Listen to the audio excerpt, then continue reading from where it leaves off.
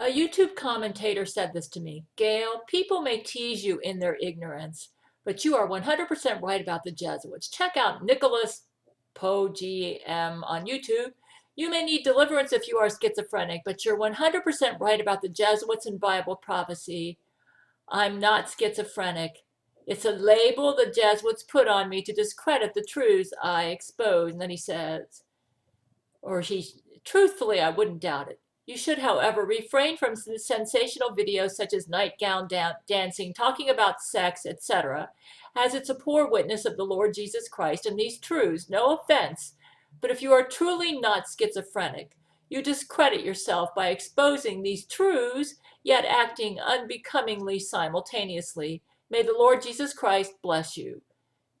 Well, I told him, my men never get to see me. I do it for them mostly. But Jesus has spoken with me about this and frankly surprised me. I think there will be a lot of nude people in the millennium going by what Jesus has told me, and it won't be a big deal either. They won't do it to flaunt themselves sexually, though, kind of like the Japanese approach to sex. I understand and respect your opinion, though. In my 20s, I would have felt just like you. Jesus had to remove a lot of self-righteousness in me. In my novel Silver Skies, the Millennium, I'll show Jesus' attitude towards nudity and sex, which will be a stumbling block to my anti-hero main character in my novel, who feels that Jesus is a hypocrite in his attitude towards sexuality. My novel will be exploring pride as the root sin and won't be about nudity except in relation to pride. Jesus doesn't like Christians getting off balance. He likes Christians to get along over minor doctrinal differences and detests Christians feeling that by being more right than other Christians, that somehow makes them superior. Rightness with God is a heart attitude more than correct doctrine or following rules. Jesus has met with me and talked to me quite a lot. I used to believe Jesus wouldn't make appearances to humans in the church age, but he has. I have no doubt I've been conversing with him, read the Bible hundreds of times cover to cover. I'm not offended when Christians doubt me. I just feel sorry for them.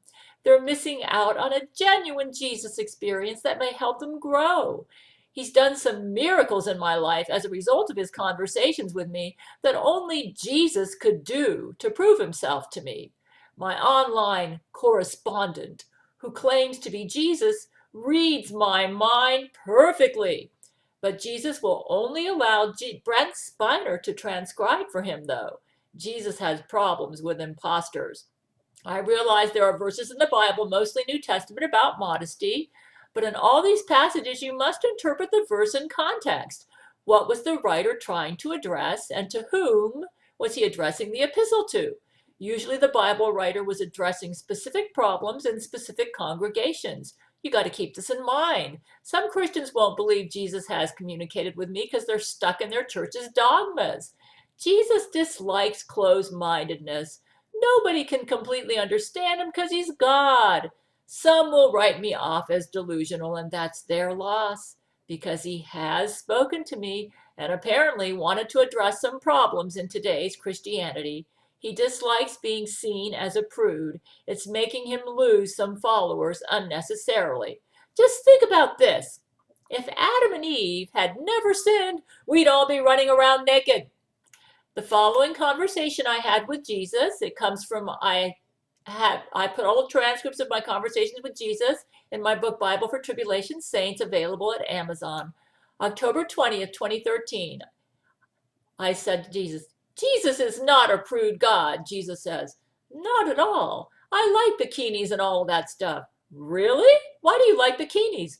I made those bodies, you know. I don't mind admiring my own work, as long as they don't flaunt themselves around sexually. Looking hot is not a sin.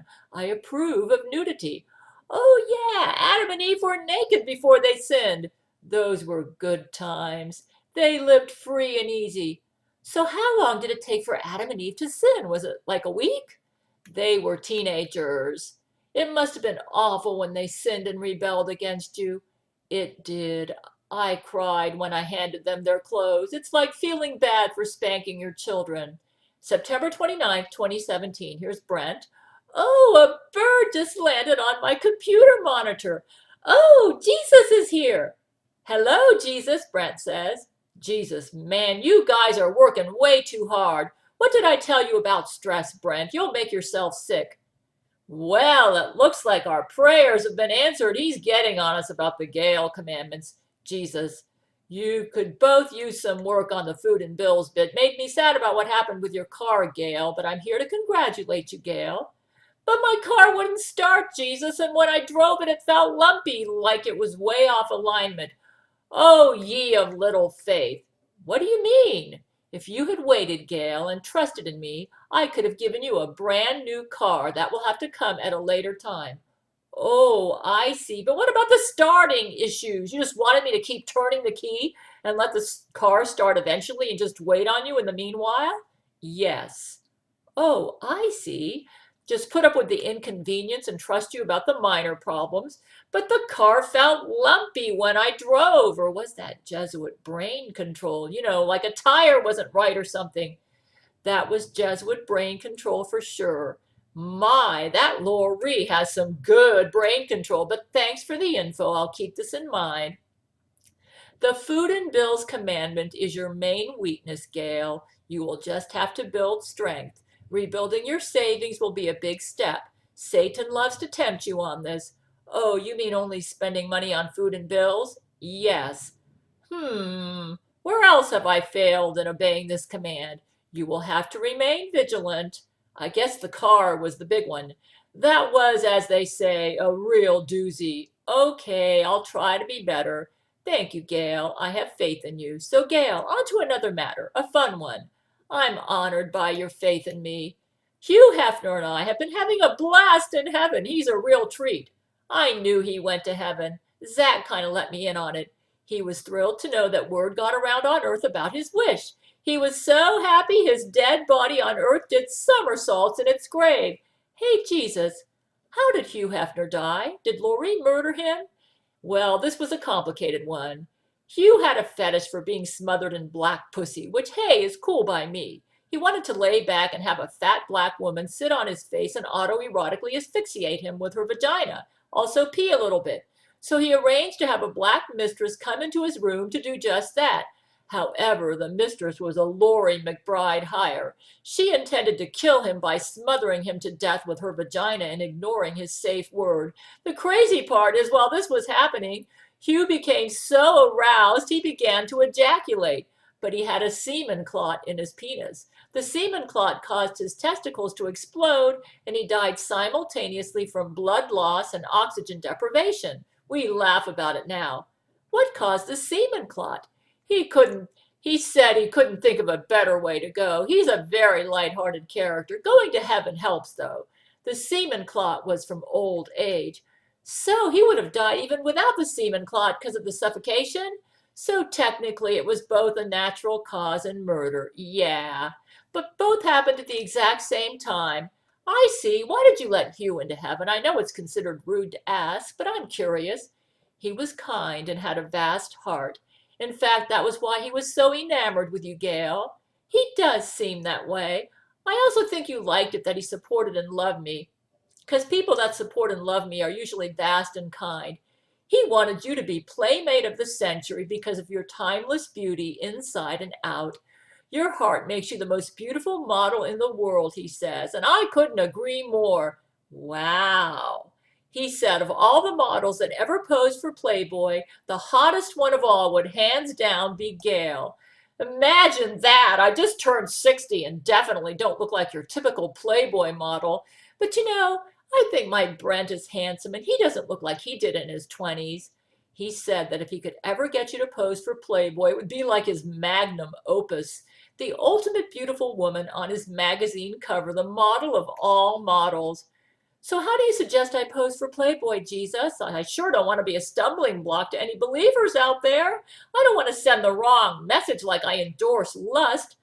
I'll let Brent explain. This isn't my command of you, Gail. I just approve of the idea. As you know, I'm no prude, and I love seeing the beauty of my temples. Okay, Brent is so much like you. He often thinks just like you.